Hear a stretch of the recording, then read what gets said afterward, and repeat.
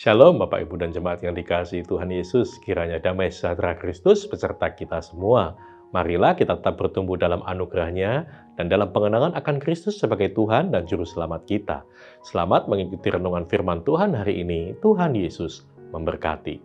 Renungan hari ini Sabtu 20 Agustus 2022 dengan judul Apa yang paling kita banggakan bagian yang kedua. Bacaan kita melanjutkan renungan kita pada kemarin, terambil dari Yeremia 9 ayat 24 yang berbunyi demikian. Tetapi siapa yang mau bermegah, baiklah bermegah karena yang berikut, bahwa ia memahami dan mengenal aku, bahwa akulah Tuhan yang menunjukkan kasih setia, keadilan dan kebenaran di bumi. Sungguh semuanya itu kusukai, demikian firman Tuhan. Bapak, Ibu, dan saudara sekalian, kata dari bahasa Ibrani yang Nabi Yeremia gunakan di sini untuk bermegah adalah halal atau halel. Ini adalah kata yang sama yang digunakan untuk memuji pada bagian lain dalam Perjanjian Lama. Kata yang sama digunakan sebagai acuan untuk memuji Tuhan. Paling sering digunakan dalam Mazmur. Dari kata ini kita mendapat kata haleluya, atau ketika diterjemahkan dalam bahasa Indonesia adalah puji Tuhan. Jadi bermegah adalah ekspresi lain dari penyembahan.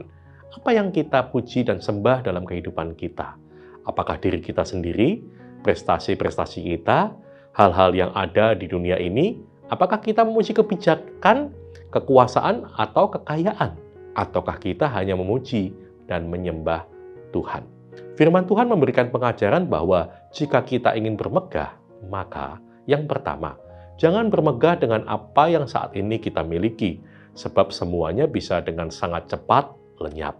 Krisis dunia akibat pandemi, perang dan inflasi menimbulkan efek domino kecemasan dan kepanikan di mana-mana.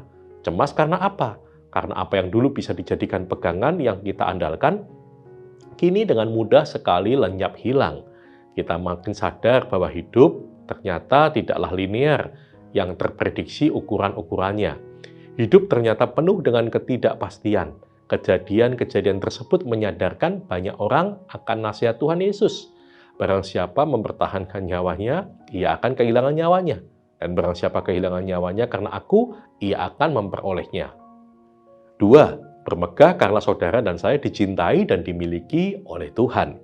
Ya, kebanggaan dan kebahagiaan yang sejati itu bukan diukurkan pada seberapa banyak harta yang bisa kita miliki, tetapi pada seberapa dalam kita dimiliki oleh Tuhan. Sama seperti Rasul Paulus yang berkata, apa yang dahulu aku anggap sebagai keuntungan bagiku, sekarang aku anggap rugi. Aku telah melepaskan semuanya itu dan menganggapnya sampah, karena bagiku hidup adalah Kristus dan mati adalah keuntungan. Yang ketiga, bermegah karena saudara dan saya makin mengenal dan memahami kasih setia Tuhan. Kata mengenal atau yada dalam ayat 24 bukan hanya tahu atau memiliki pengetahuan tentang Tuhan, tetapi juga memiliki relasi yang intim dengannya. Seperti dinyatakan dalam ayat tersebut, kita merasakan kasih setia, keadilan, dan kebenaran Tuhan. Karakter-karakter seperti inilah yang juga diharapkan Tuhan memancar dari kehidupan kita. Demikian pula kita yang telah mengaku percaya pada Kristus, sehingga kita dibenarkan, dikuduskan, dan ditebus olehnya. Apakah sadar bahwa status kita sebagai anak Tuhan merupakan status yang istimewa?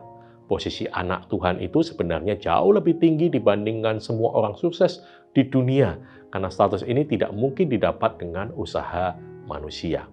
Jadi, kalau kita sudah menerimanya, maka hendaklah hasrat untuk mengenal dan memuliakan Kristus menjadi tujuan utama dalam hidup ini. Itulah yang dimaksud oleh Yeremia dan juga oleh Rasul Paulus, bagaimana kita bermegah di dalam Tuhan. Amin.